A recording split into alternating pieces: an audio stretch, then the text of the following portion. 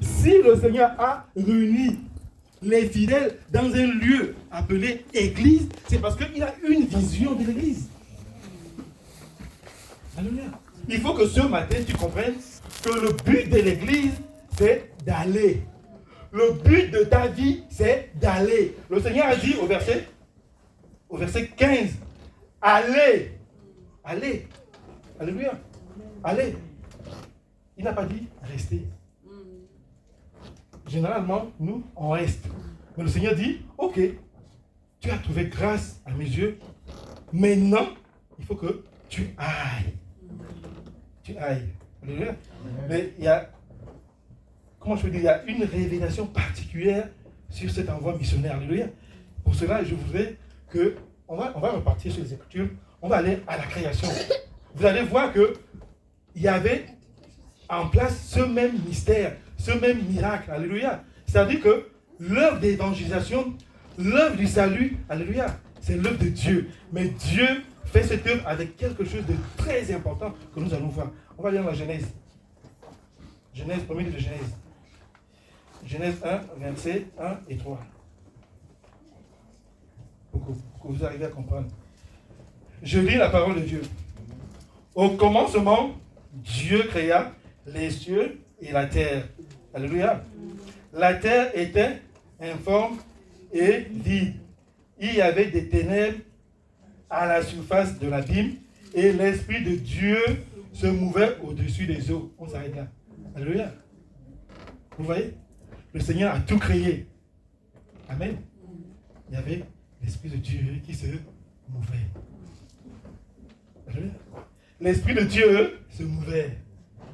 Ce matin, j'ai envie de te dire que le Saint-Esprit est en train de se mouvoir. Amen, amen, amen. Alléluia. Le Saint-Esprit se mouvait. Il se mouvait. Il se mouvait. Combien de temps? La parole ne nous le dit pas. Est-ce 10 ans? Je ne saurais dire. Est-ce 100 ans? Je ne saurais dire. Est-ce 1000 ans? Je ne saurais dire.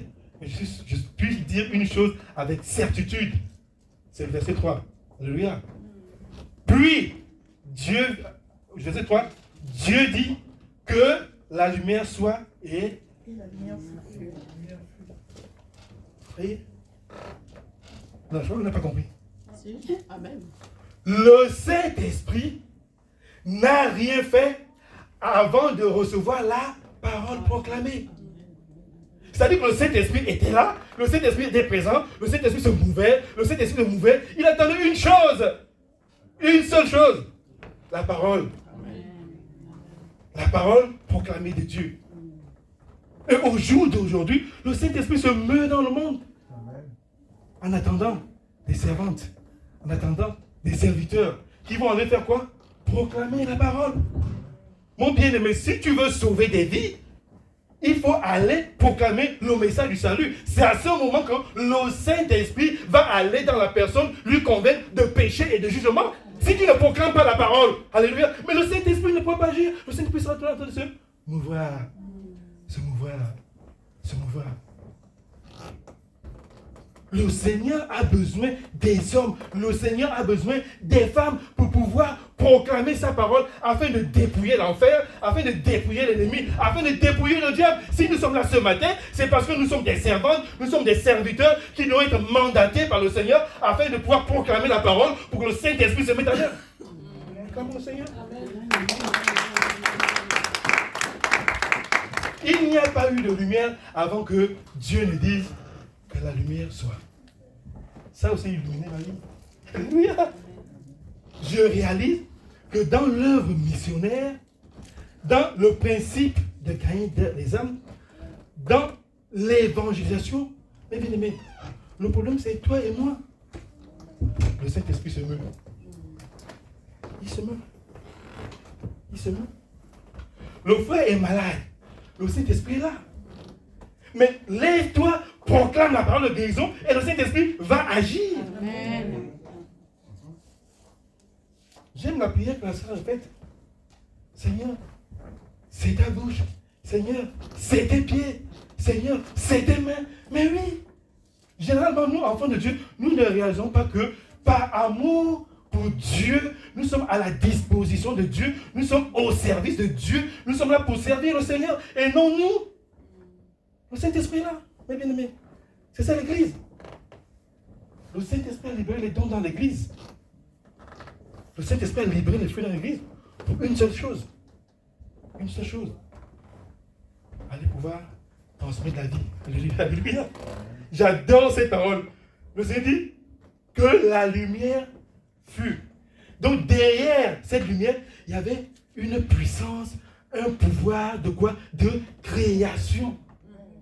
Donc quand toi et moi, on va annoncer la parole, ce n'est pas toi, ce n'est pas moi, c'est un problème du Saint-Esprit et la parole de Dieu proclamée. Alléluia. Dieu va accomplir sa parole, Dieu va appliquer sa parole parce qu'il est fidèle, pas parce que tes œuvres, pas parce que ta consécration, pas parce que ta vie, non, parce que ton obéissance. Amen, amen, amen, amen.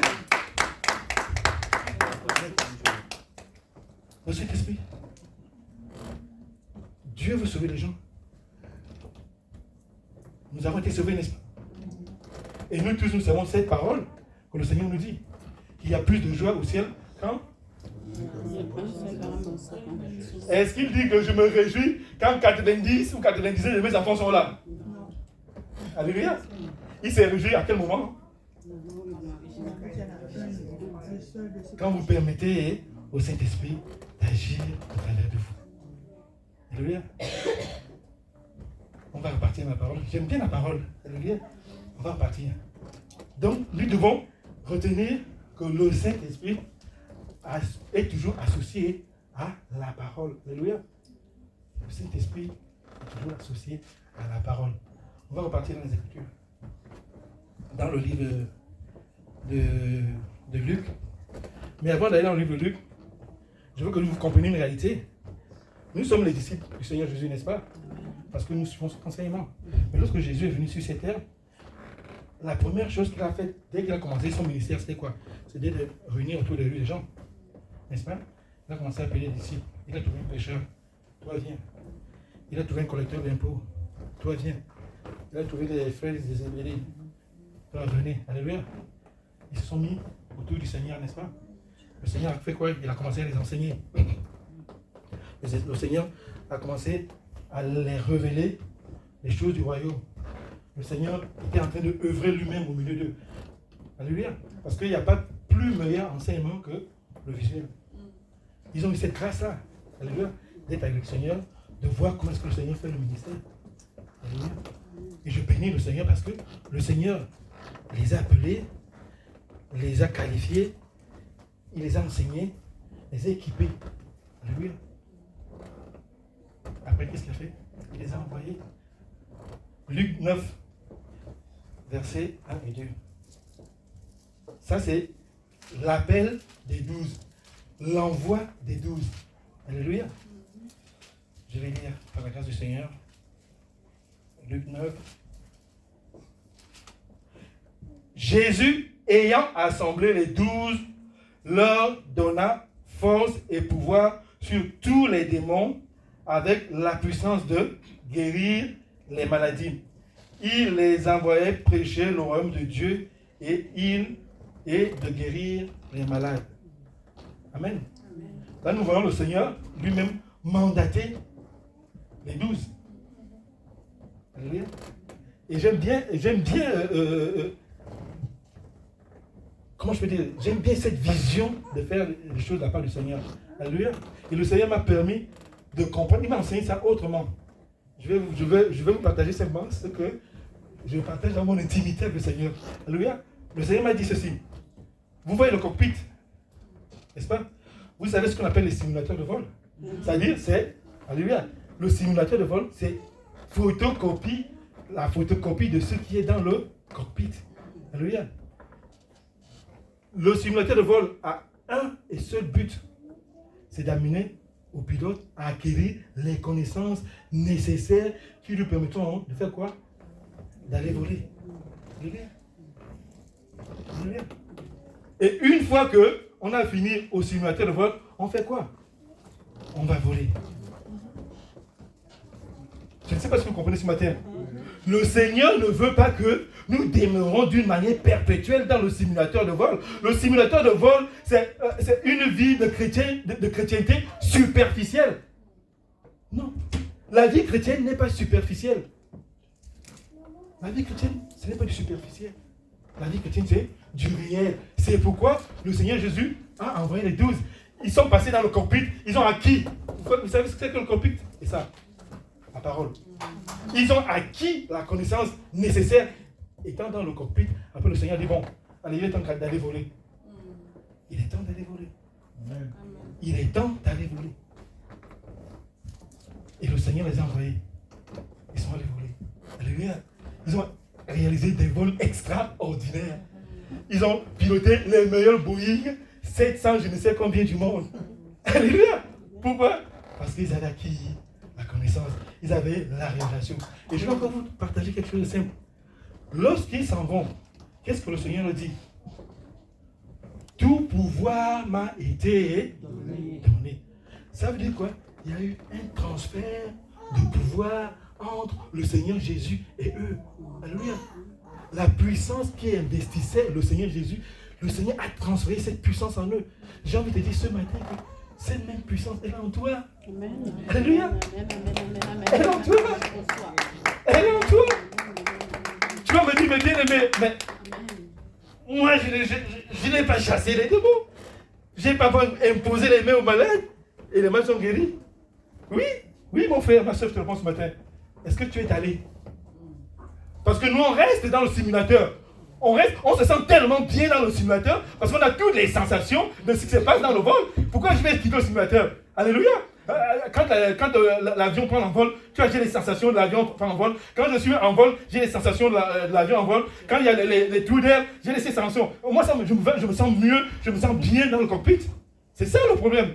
Les enfants de Dieu préfèrent rester dans le cockpit. Les enfants de Dieu préfèrent rester à l'intérieur du simulateur. Pourquoi? Parce qu'ils se sentent bien. Mais j'ai envie de te dire une chose. Le simulateur de vol reste toujours fixé au sol. Et Dieu ne t'a pas appelé à être fixé au sol. Dieu t'a appelé à aller et porter des fruits et que ces fruits demeurent. Amen. Quand le pilote est là, j'ai plus à mon actif plus de 5000 vols. Alléluia. J'ai à mon actif plus de 10 000 vols. 10 000 d'heures de vol. Oui, mais il y a des bien-aimés dans le Seigneur qui ont à leur actif tous ces vols-là. Je connais des grands évangélistes, Jimmy Swaggart. Il dit quoi? J'ai plus de 150 000 heures de vol. Alléluia! Parce qu'il n'est pas resté dans le simulateur. Il a compris que le simulateur, c'est cet endroit-là où je me forme.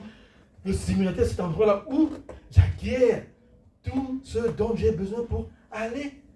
Et le Seigneur te dit, non, tiens, tu as ma puissance. J'ai envie de te dire aujourd'hui, ma soeur, mais tu es puissante. Tu es puissante. Le problème, c'est que tu ne réalises pas simplement. Tu es puissante.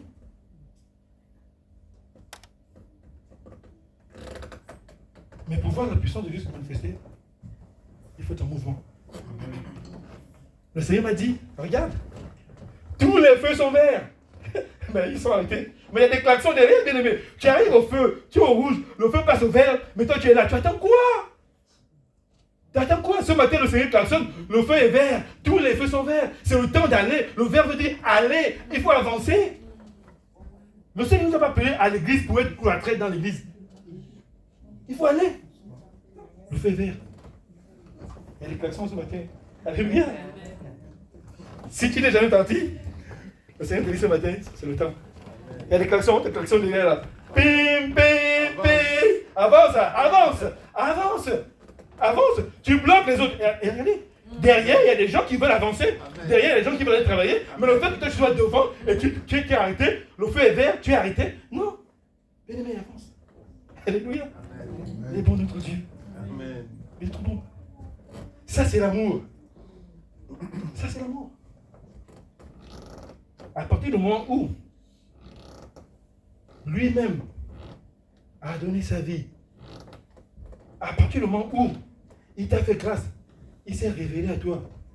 Mais, excuse-moi, les gens du monde disent toujours, Il faut lui retourner l'ascenseur. Alléluia. Vous ne voulez pas retourner l'ascenseur au Seigneur?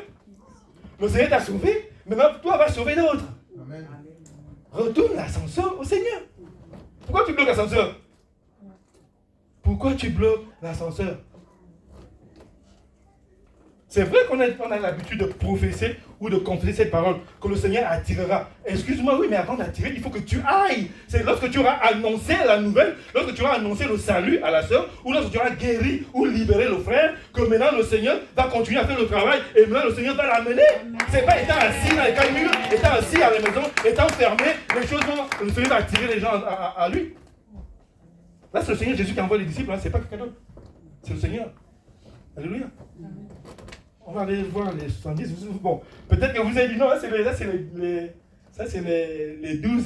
Il les aimait parce que bon, il les a choisis spécialement. On va aller dans le livre de 10, le Luc 10. Là, vous allez voir, là, ce n'est plus 12. C'est toujours le Luc, mais juste une page avant. Chapitre 10. Toujours le verset 1 et 2. J'ai lu la parole de Dieu.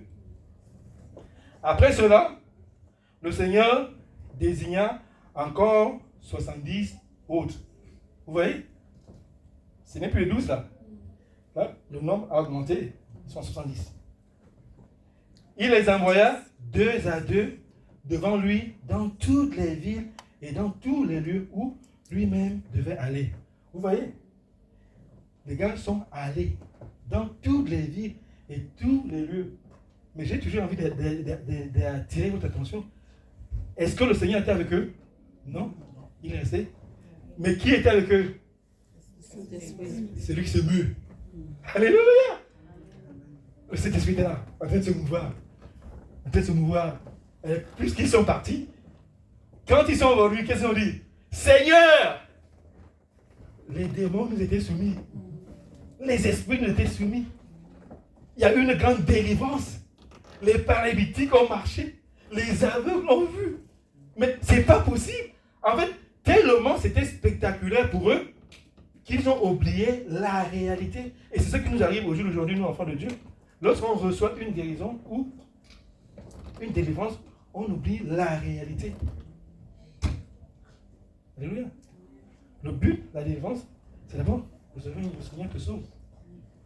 Le Seigneur te sauve, il inscrit ton nom dans le livre de vie, l'agneau. Et maintenant, tout de suite, tu deviens un instrument entre ses mains. Donc, eux se sont réjouis parce qu'ils ont vu les choses que le maître faisait, il les faisait.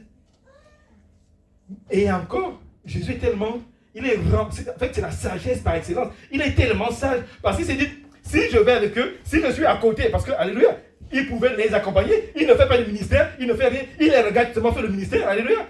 Cela ne devait pas bâtir leur foi. Alléluia. Il est resté. Parce que si le Seigneur était à côté, il dit, oh, si ça ne marche pas, le Seigneur est là. Donc, en fait, il allait plus s'appuyer sur le Seigneur que sur la mission. Alléluia. Mais le Seigneur voulait faire comprendre que, allez-y. La moisson est prête. Et le Saint-Esprit qui est prêt. C'est ça la révélation. Autant la moisson est prête, autant le Saint-Esprit est prêt. Il manque juste des ouvriers. Il manque juste des ouvriers.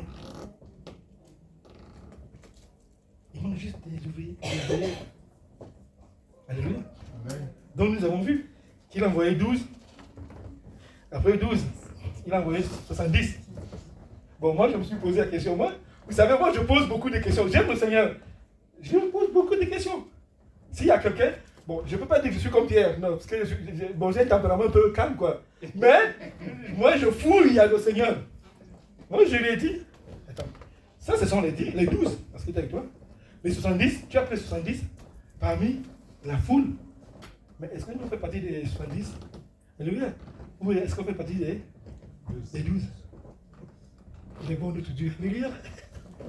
Amen. On fait partie, bien-aimé. On va lire dans Marc 9. Je veux que quelqu'un me dise ça. Marc 9, 38. 39. Il est trop bon, notre Dieu. Alléluia, Jésus. J'ai dit, par la grâce du Seigneur, ces gens, le disciple que le Seigneur aimait beaucoup, tellement, il a vu, alléluia, un bien-aimé qui n'était pas dans la cohorte ministérielle, qui ne marchait pas avec eux. Il a dit, mais Seigneur, je lis, Jean lui dit, Maître, nous avons vu un homme qui chasse des démons en ton nom.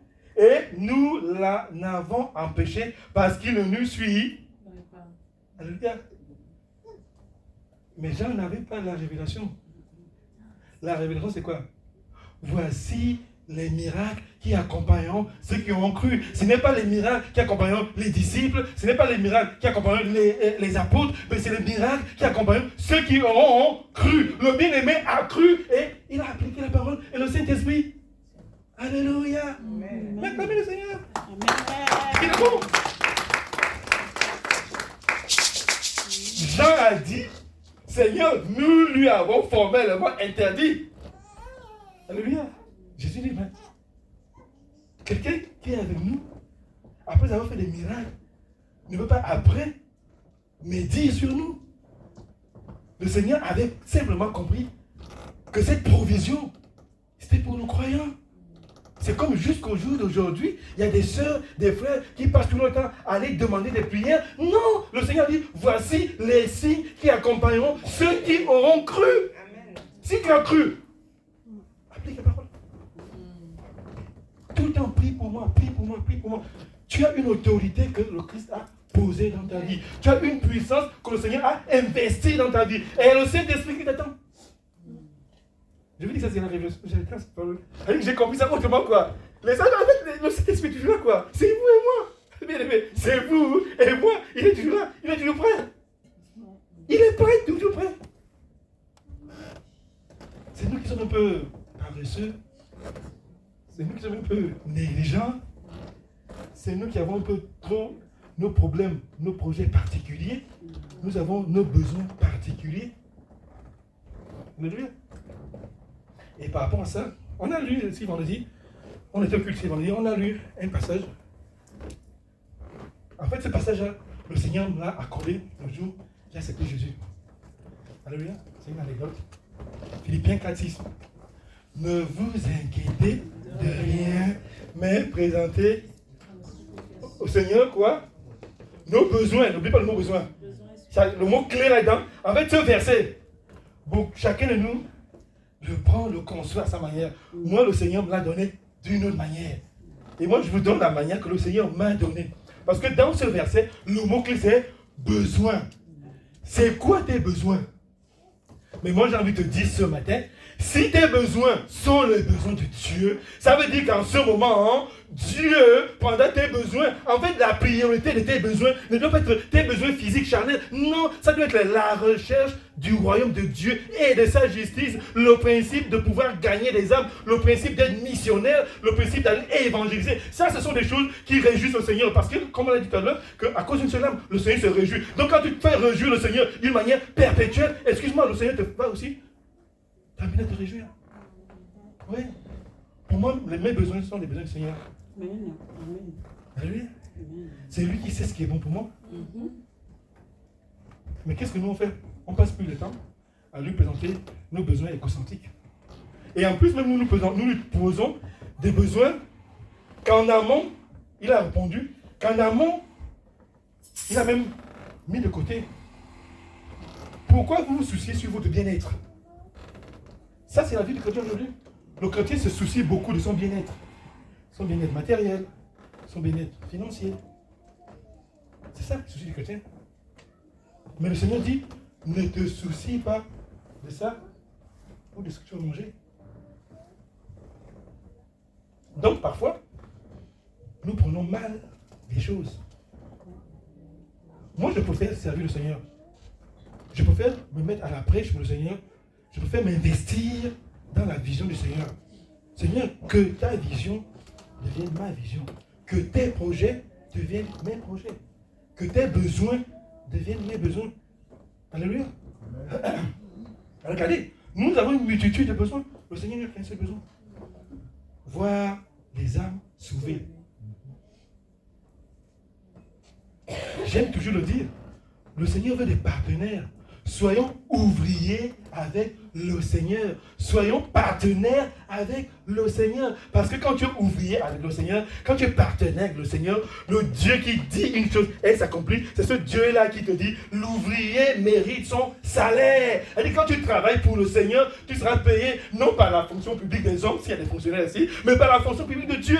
Avec un barème extraordinaire, avec un barème surnaturel, des choses que tu n'as même pas demandé, puisque c'est mon serviteur, puisque c'est mon fils, il en a besoin, il libère, la provision est là. Alléluia.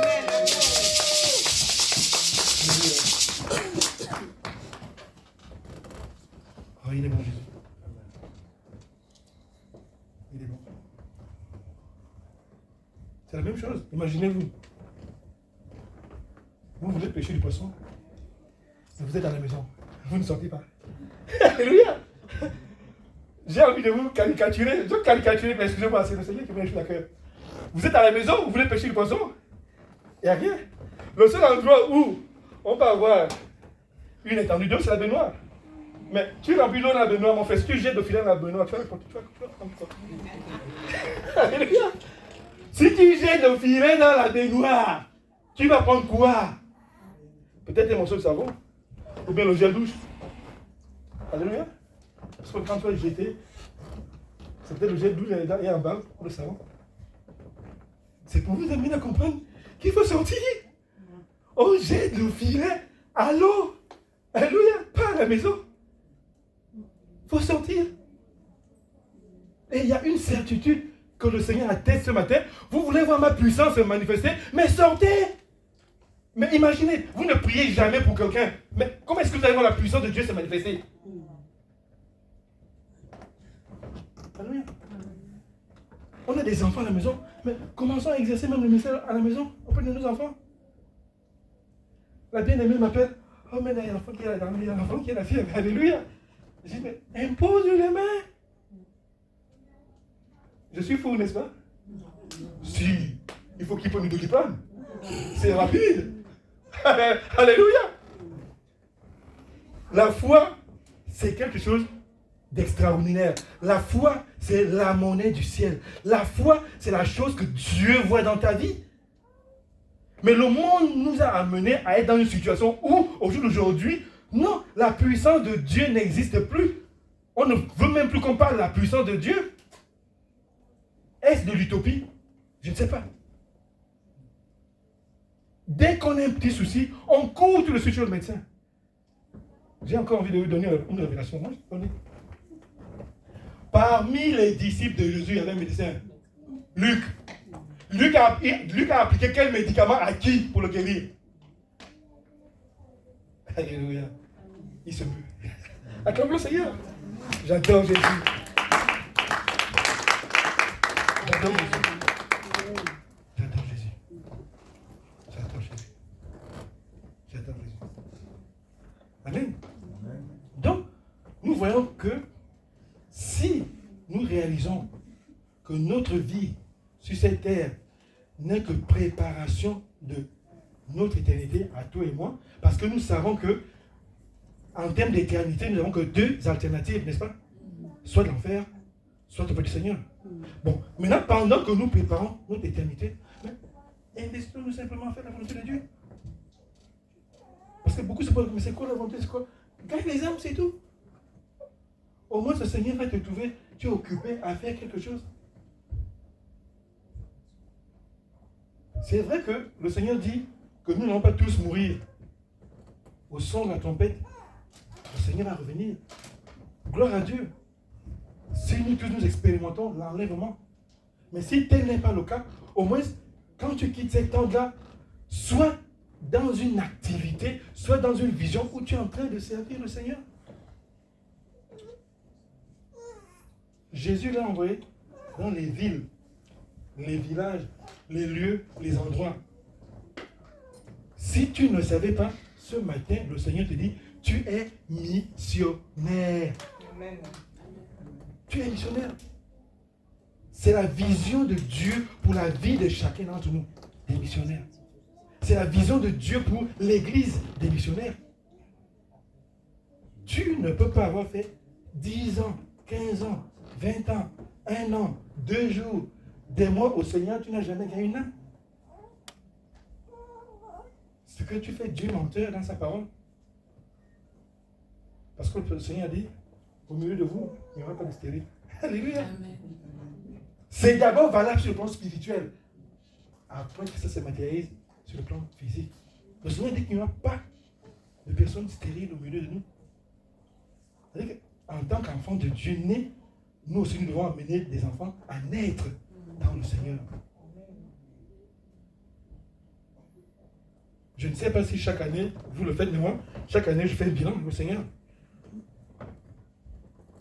Pour faire un bilan, il faut avoir des projets. Quel projet tu as? Ou quel projet tu as mis en place à cette année 2023 pour le Seigneur?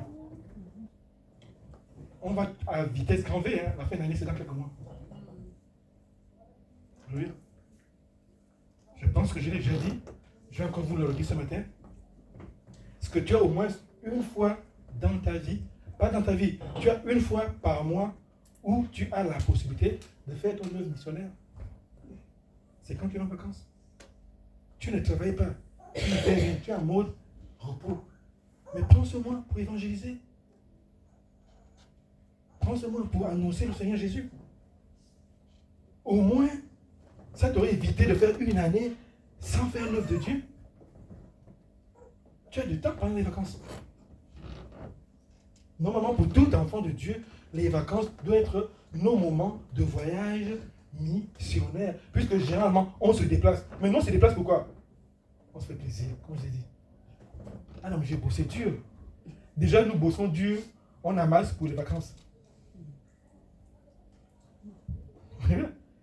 Dans ce qu'on amasse, je vais encore te dire ce matin, ce n'est pas ton argent. C'est l'argent du Seigneur. C'est l'argent du Seigneur.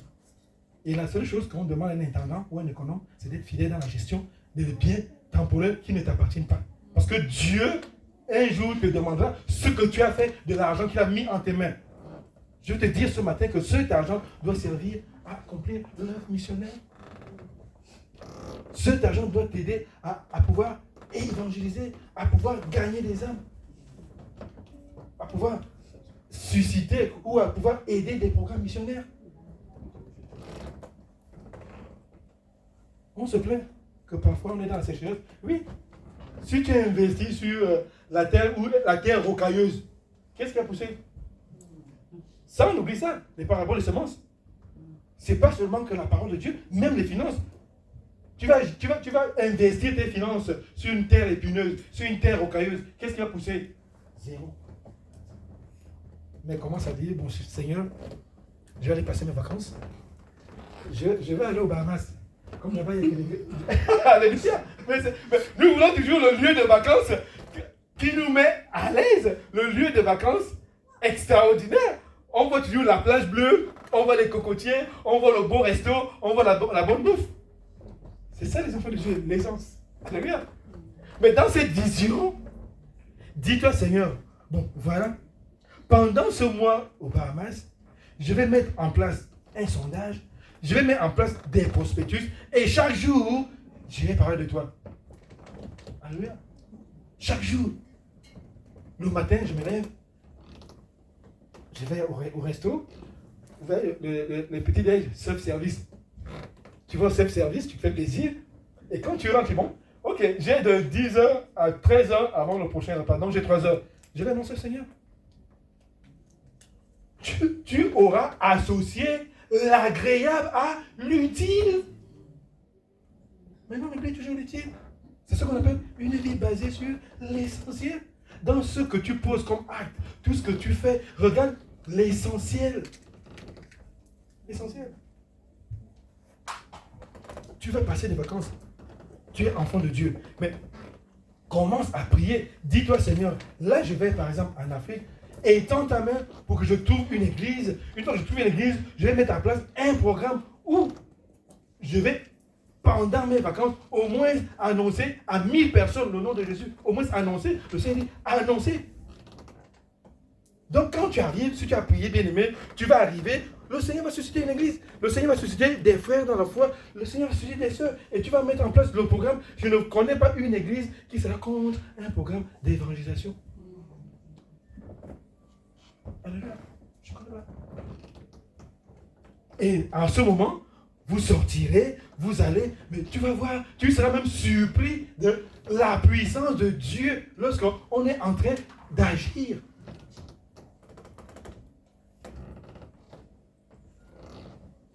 Moi, à part l'appel des disciples, moi, je n'ai pas vu le Seigneur un jour, enfin peut-être je n'ai pas tout lu la Bible, que le Seigneur me fasse grâce, mais au moins je n'ai pas vu le Seigneur en train de prier sur ses disciples.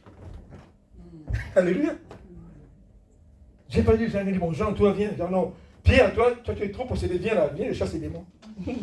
Alléluia. Mais Pierre, c'est quelqu'un qui a été belliqueux. Il avait le zèle, c'est normal. Il aimait beaucoup le Seigneur, c'est normal. Il avait quelque chose à dire, c'est normal. Il aimait, c'est normal. Mais le Seigneur, par amour, qu'est-ce qu'il faisait? Il l'enseignait, il le redressait, il le remettait sur le droit chemin. Et il savait qu'il y avait le Saint-Esprit qui était là pour faire le travail. Je veux que tu comprennes aujourd'hui, n'aie pas peur de sortir, n'aie pas peur d'aller évangéliser, n'aie pas peur de dire, mais qu'est-ce que je vais dire? Je ne suis pas courageux. Comment tu vas confesser que je ne suis pas courageux? Là, je revois le bien-aimé Moïse. Alléluia. Mais c'est normal. Moïse n'avait pas le Saint-Esprit. Mais toi, tu es le temple de Dieu. Amen. Jésus a dit, je vais bâtir mon église. Mais c'est toi que le Seigneur va bâtir. Donc ça veut dire que tu n'es pas seul. Tu n'as pas reçu un esprit de timidité. Pourquoi tu te dis, je ne sais pas parler? Non, je ne suis pas courageux, je ne suis pas courageuse. Ah non, peut-être, lorsque je vais aller, ils vont me repousser. Mais c'est normal. Tu es mandaté d'aller. Et en allant, tu trouveras des gens qui vont recevoir. Tu trouveras des gens qui vont repousser. Tu trouveras des gens qui auront besoin de la prière. Tu trouveras des gens qui auront besoin du salut. Tu trouveras... C'est pourquoi le Seigneur appelle ça la mer. Il y a une multitude, une différenciation de poissons. Tu n'as pas un poisson unique sous l'eau. Et quand tu jettes le filet, on n'a pas une diversité de poissons. Mais c'est ça. Ne te mets pas à la place du Saint-Esprit pour dire je ne... Non. Alléluia. Je ne sais pas pourquoi les gens n'aiment plus évangéliser. La dernière fois, j'ai parlé, ça m'a mis à cœur quand on commence à évangéliser. Je n'ai eu qu'une seule manifestation. Donc en fait, c'est toute l'église. Là, le Seigneur dit allez. Bon, ok, il a envoyé 12. Ok, il a envoyé 70. Mais il y a un qui s'est levé tout seul, qui n'était envoyé par personne, mais par le Saint-Esprit. Amen. Alléluia. Amen. Il était envoyé par le Saint-Esprit. Je continue à tester la parole de la sœur. Mais vous êtes la bouche du Seigneur. Vous êtes les pieds du Seigneur. Vous êtes les mains du Seigneur. Si tes pieds ne t'amènent pas à aller imposer les mains pour que la personne reçoive la guérison, tes pieds vont où alors? Si tes pieds ne t'amènent pas à aller annoncer l'amour du Seigneur, à aller dire au bien-aimé, est-ce que tu sais que tous sont péchés, sont privés de la gloire de Dieu? Le salaire du péché, c'est la mort. Mais il y a quelqu'un là, un don gratuit, mon frère. Quelque chose, une faveur imméritée. Imméritée, le don de Dieu, Jésus. Si tes deux pieds ne t'amènent pas vers cette personne pour annoncer cette parole, mais tes pieds t'amènent où? Tes pieds t'amènent où? C'est pourquoi quand je prie souvent pour m'humilier, je dis, ah, Seigneur, je sais que mes pieds m'ont mené plein d'endroits qui ne te glorifient pas. C'est ça, ce n'est pas qu'on va dans les endroits impurs, non, c'est qu'on prend notre aide, tout notre corps, qui est la gloire du Seigneur, pour des choses inutiles. On les prendre pour des choses utiles. C'est ça. On va les lire, avec des apôtres. Ils aiment notre Dieu, n'est-ce pas? Amen. Ça, c'est de l'amour, ça, il nous aime énormément. J'aime Jésus. Acte 1, verset 8. J'aime beaucoup ce verset. Alléluia. Voici ce que le Seigneur dit dans sa parole. Acte 1, verset 8. Mais vous recevrez une puissance. Le Saint-Esprit survenant sur vous. Et vous serez mes témoins à Jérusalem, dans toute la Judée, dans la Samarie, jusqu'aux extrémités de la terre.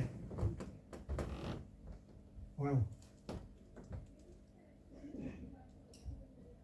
Le Seigneur te dit encore là que j'ai disposé mon Saint-Esprit pour faire de toi un missionnaire.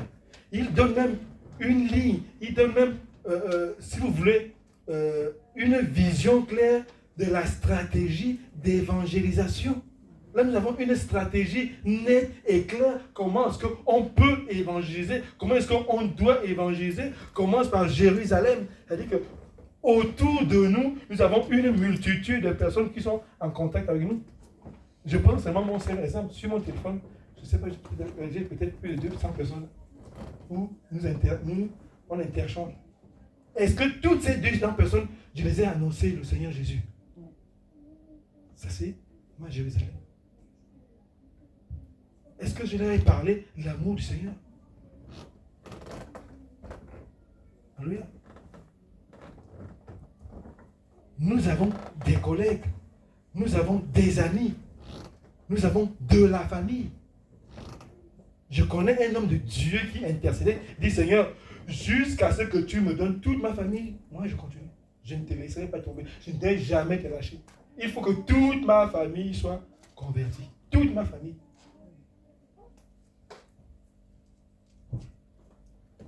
D'autres personnes diront, attends, mais tu n'es pas Dieu. C'est toi qui décides ce que Dieu veut. Ou bien c'est toi qui décides ce que Dieu fait. Je te réponds, non, je sais une chose. Dieu veut que tous nous soyons sauvés, que tous nous parvenons à la connaissance, que tous, à un moment donné, nous avons au moins le choix de l'accepter ou de ne pas accepter. Mais je sais que, comme il y a plus de joie, le Seigneur veut que tout soit sauvé. Après, c'est un choix humain, c'est un choix personnel. Mais moi, je dis, j'incite, Seigneur, il faut que tu me donnes. Alléluia. Mais j'ai un réfractaire dans ma famille et un demi-réfractaire. Alléluia. Mais tous sont là. Je bénis le Seigneur. Je sais que le Seigneur agit. Il y a toujours des réfractaires dans la famille, ne vous inquiétez pas. Il me dit, non. Attends, mais je sais que Dieu existe. Je sais que Dieu existe. J'aime Dieu. Oui, mais saute le pas. Non seulement tu me dis que tu aimes Dieu, mais il faut manifester cela. Saute le pas. Et je lui dis, est-ce que tu sais que même ta propre vie, tu n'aimes pas ta propre vie? Il me dit, quoi? Ah non, jamais. Quoi?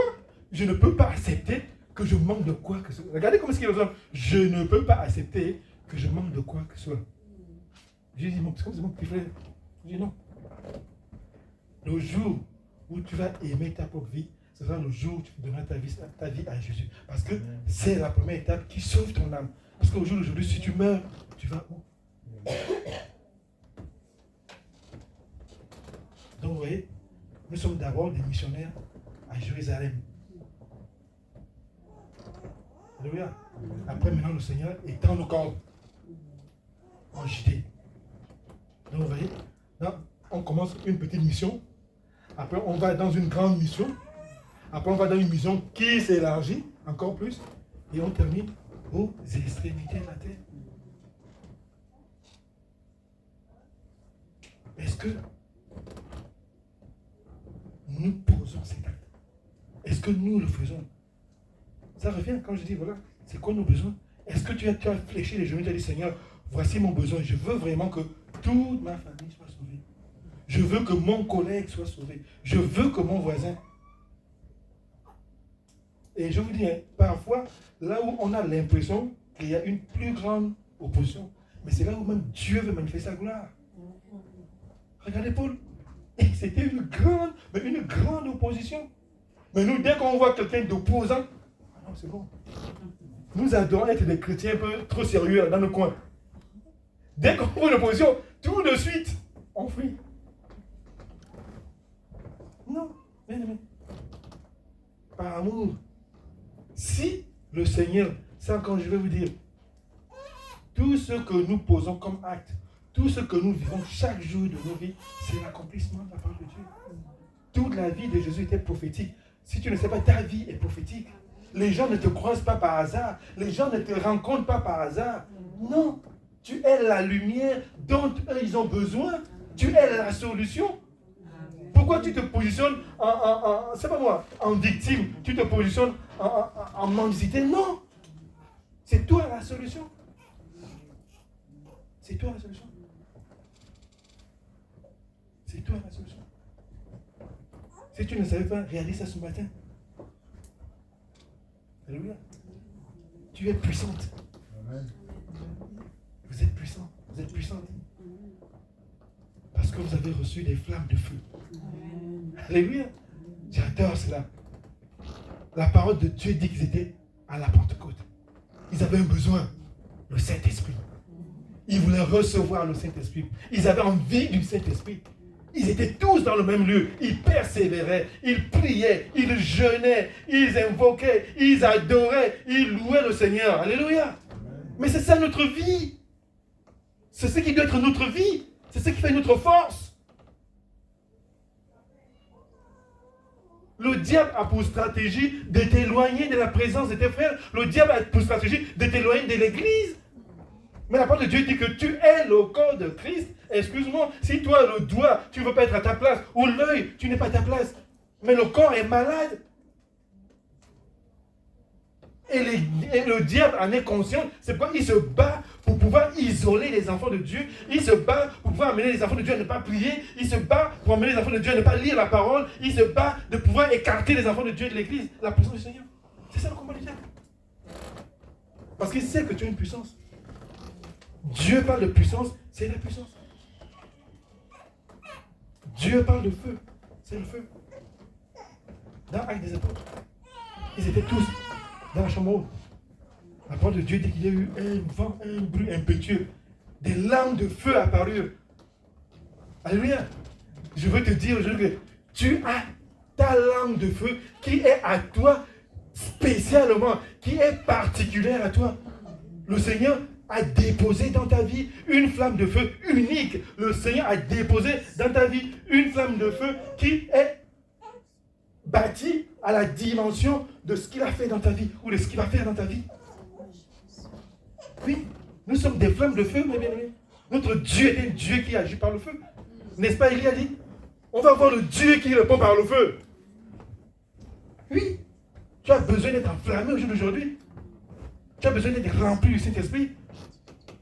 Le Seigneur veut des servantes zélées, des serviteurs zélés, des servantes enflammées. C'est des choses qu'il faut rechercher. Nous sommes là pour la dispensation des dons de Dieu, la dispensation des grâces de Dieu. Il n'y a pas de chômeur dans l'église du Seigneur. Non. Tu as un don. Tu fais partie du corps de Christ. Mets-le en place pour le corps de Christ. Tu as un don, chacun a un don. Si tu ne pries pas, tu ne poses pas les malades, comment est-ce que tu sauras que la parole est exacte ou n'est pas exacte? Alléluia.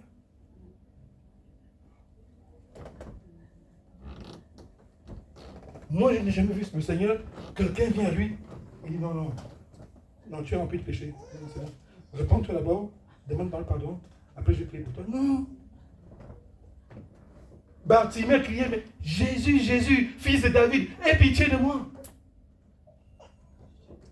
J'aime beaucoup cette scène. Bartimée est aveugle. Bartimée sait qu'il est aveugle. Le Seigneur sait que Bartimée est aveugle. Le Seigneur voit que Bartimée est aveugle, mais le Seigneur lui demande quand même, qu'est-ce que tu veux que je fasse, Bartimée? Bien-aimé, demandons des choses. Demandons à Dieu d'accomplir ses besoins dans nos vies.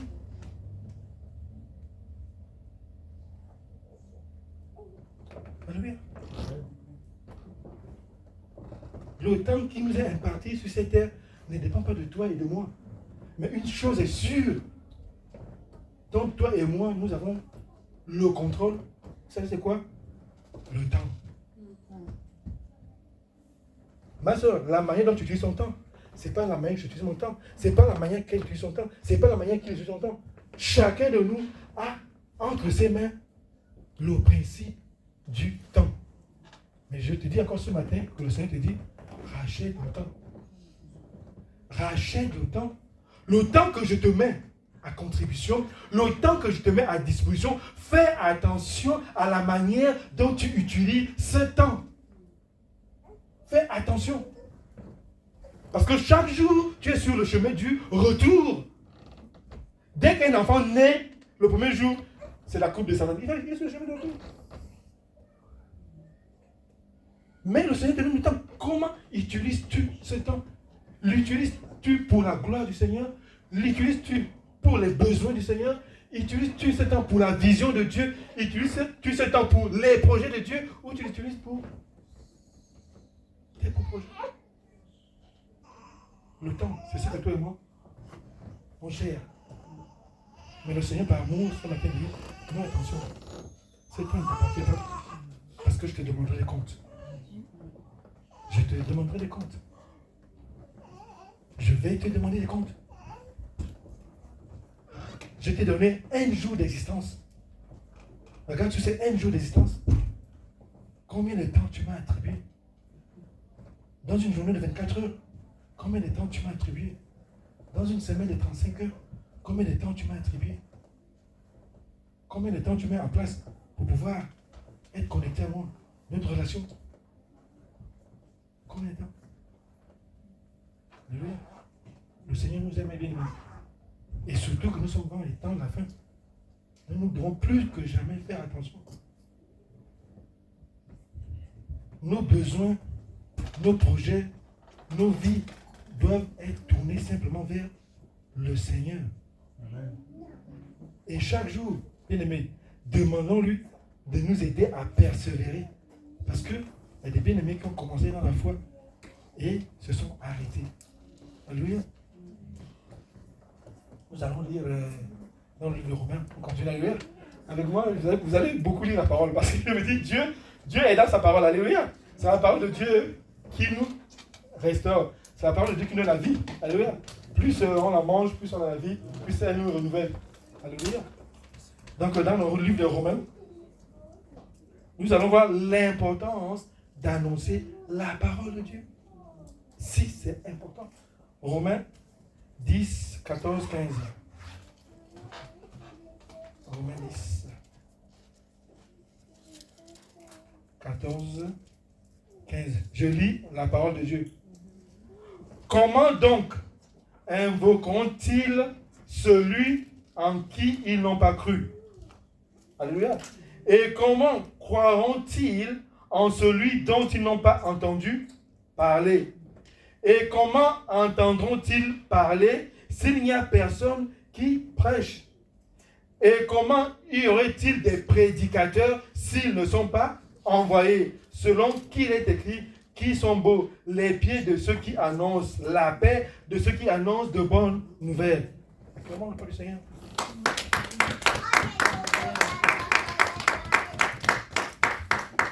Alléluia. Acclamons la parole du Seigneur. C'est pas merveilleux.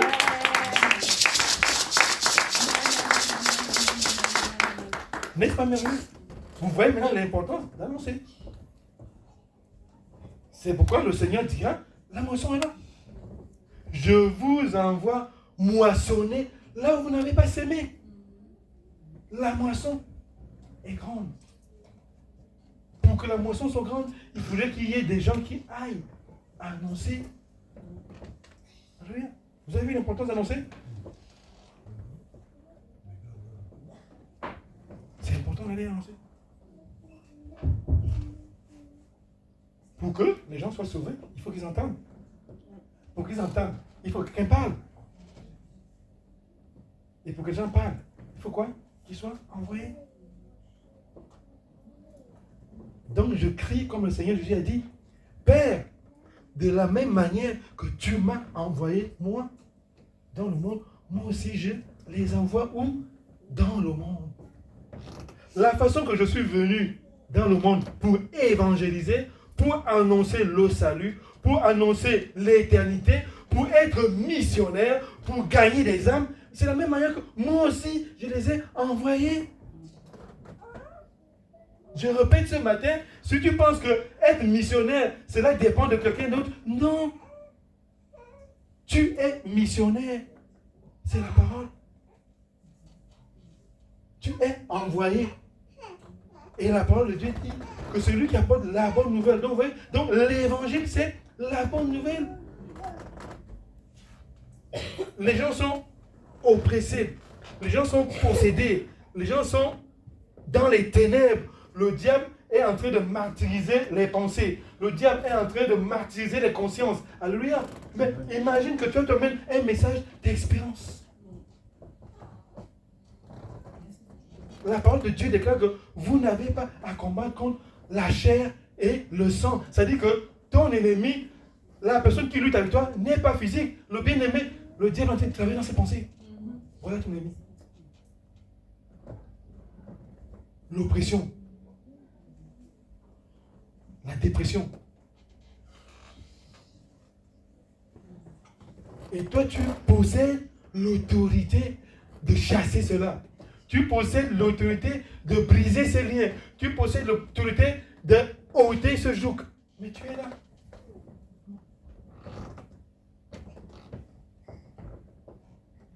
Si tu ne te jettes pas à l'eau pour apprendre à nager, bien aimé, tu ne vas jamais savoir nager. Tu vas te débattre au commencement. Plus tu te jettes à l'eau, plus tu te perfectionnes, plus tu es niveau. Moi, je me rappelle la première fois que j'allais évangéliser. Je m'étais procuré un verset clé, mais dès que quelqu'un sortait de là, j'ai balbutié. Alléluia. Parce que je me disais, je vais lui dire ça sera oui et amen. Alléluia. C'est vrai que je n'ai pas eu le cockpit. Alléluia. Il est bon notre Dieu. Il est bon notre Jésus. Donc c'est un peu ça. Et pour terminer, nous allons lire le dernier verset. Alléluia. C'est le verset de Matthieu. Matthieu 24. Au verset 14. Il est merveilleux notre Dieu. Je l'aime beaucoup, le Seigneur.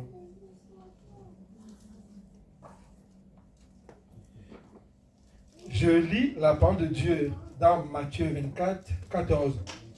Cette bonne nouvelle du royaume sera prêchée dans le monde entier pour servir de témoignage à toutes les nations. Alors viendra. Acclamons la parole.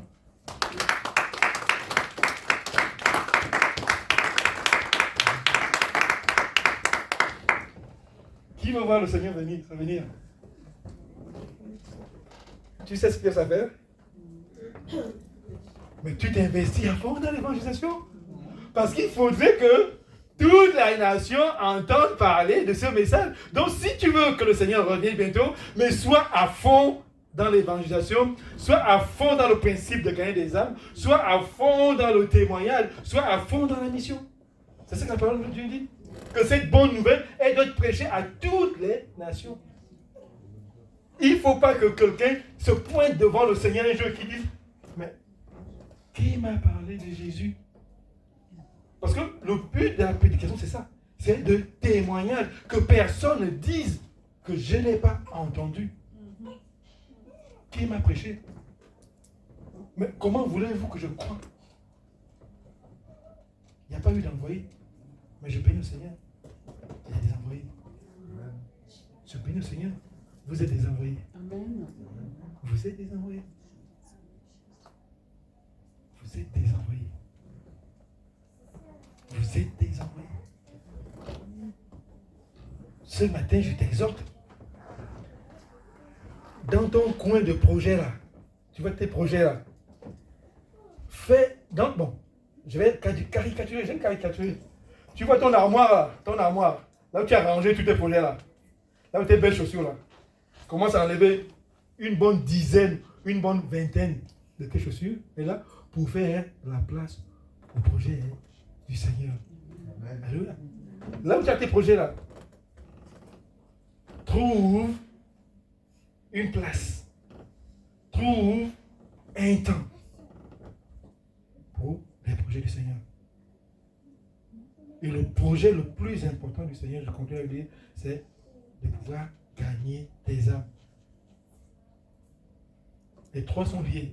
Le principe d'évangélisation, alléluia, le principe de gagner des âmes et le principe missionnaire. J'ai béni le Seigneur parce que le Seigneur m'avait mis à cœur de faire un voyage missionnaire quand j'étais en Afrique. Le Seigneur m'avait dit, bon, ok, tu vas aller en Afrique, j'étais dans un pays africain. Je me suis dit, je vais au minimum évangéliser 1000 âmes pour le Seigneur. Tu vois, 1000 âmes. Donc j'ai préparé des prospectus ici, j'ai préparé des sondages. J'aime bien le sondage, vous savez pourquoi? Parce qu'au moins, là-dedans, tu as à la fin une idée claire de la personne, si elle va accepter le Seigneur ou si elle ne veut pas accepter le Seigneur. Alléluia. Si elle va accepter le Seigneur, tu lui fais la prière. Si elle ne veut pas accepter le Seigneur, au moins, ça te permet d'avoir une idée claire du nombre de personnes que tu as évangélisées. Alléluia. Ça, tout le monde peut le faire. Je vais parler du Seigneur. Je vais aller en Martinique là. Je vais parler du Seigneur. Il me faut 100 âmes pour Jésus pendant mes vacances. Amen. 100 âmes. Amen. Et putain, c'est rien. Tu sors tous les jours, tu prends juste 3 heures le matin, après ton petit-déj, avant ton déjeuner. Oui. Il y a toujours des besoins. C'est vrai que ce qui nous manque, c'est la vision. Comment est-ce que je peux faire? Je te donne un exemple simple. C'est vrai qu'il y en a peut-être qui ont du mal à sortir de l'argent. Il y a des programmes d'évangile, il y a des programmes missionnaires, il y en a qui soutiennent des projets missionnaires. Il y a des projets missionnaires, il y a des voyages missionnaires. Mais moi, je préfère que tu sois missionnaire, parce que c'est plus conforme. C'est pas mauvais de soutenir, mais il faut que toi-même tu sois missionnaire. Il faut que tu vives la parole. Ce n'est pas de l'hérésie, c'est une réalité. La parole de Dieu, c'est une réalité. Si tu ne la vis pas, il faut vivre la parole. La guérison, imposition des mains, prédication. Non, c'est pas pour les apôtres, c'est pas pour les disciples, c'est pas pour les évangélistes, c'est pour le croyant. Le croyant. Le croyant. Toi et moi, on est croyants. Moi, je crois. On est croyants, c'est pour toi. C'est pour le croyant. Donc, je vais clôturer par là. Je vais prier le Seigneur. On va se lever, je vais prier. Alléluia. Je vais vraiment prier que le Saint-Esprit nous fasse grâce ce matin.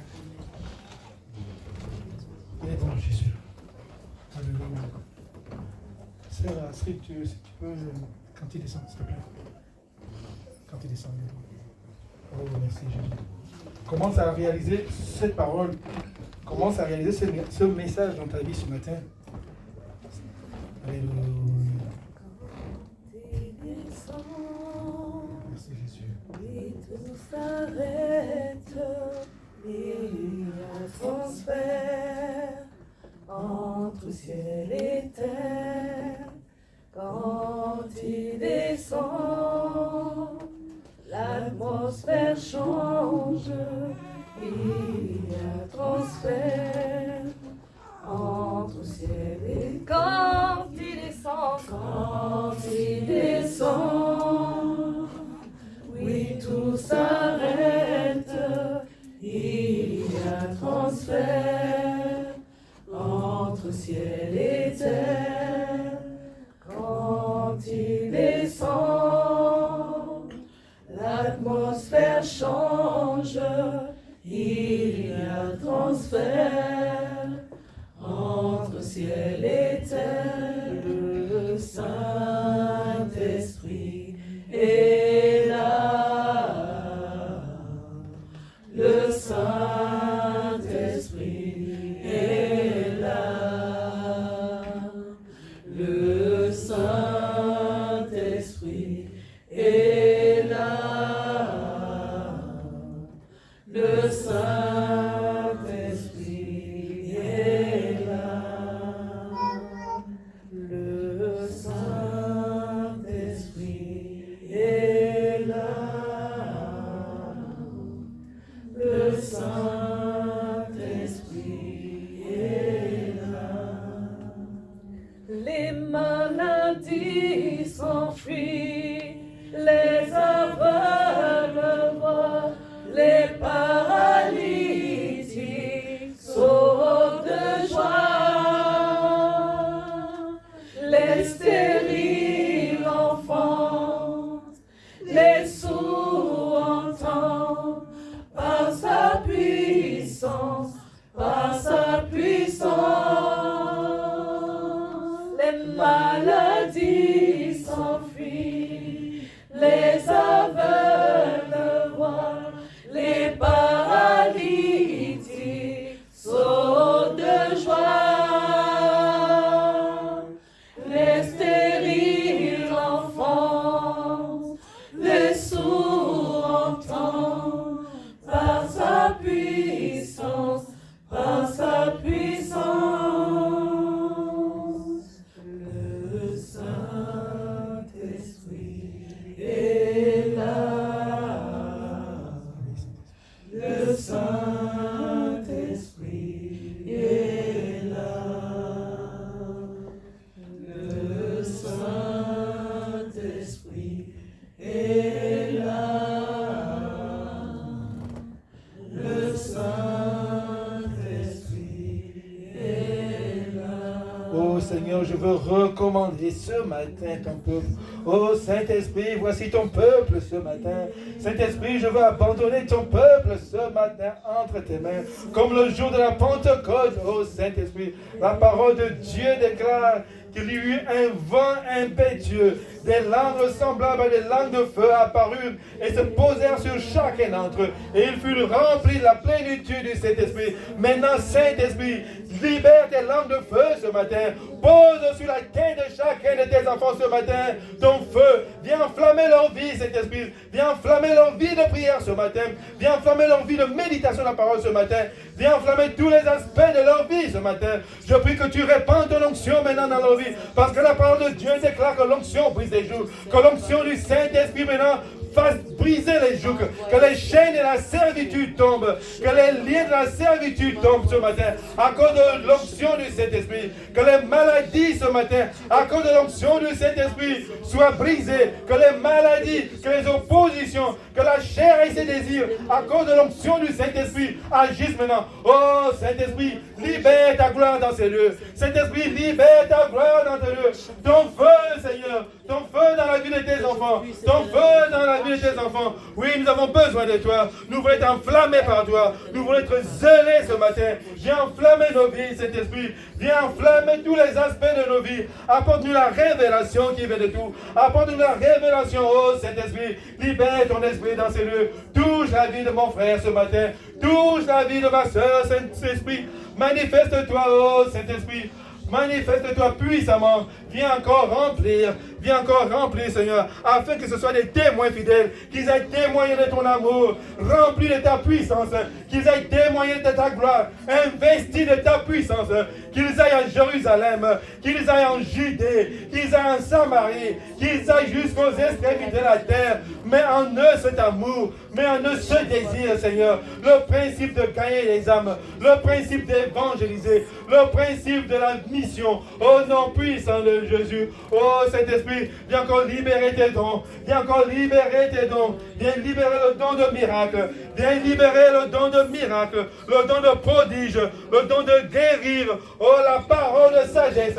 La parole de connaissance.